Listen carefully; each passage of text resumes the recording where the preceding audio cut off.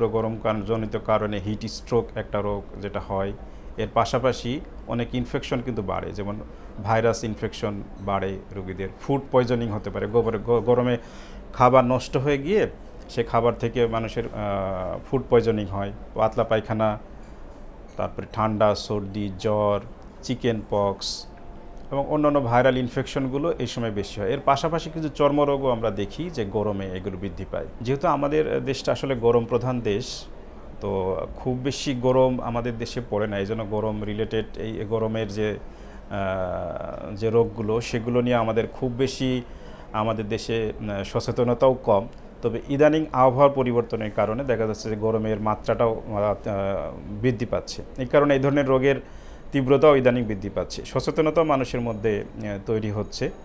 তো এই সচেতনতাটাই মূলত আমাদেরকে বৃদ্ধি করতে হবে, সঠিক সময়ে চিকিৎসকের পরামর্শ নিতে হবে।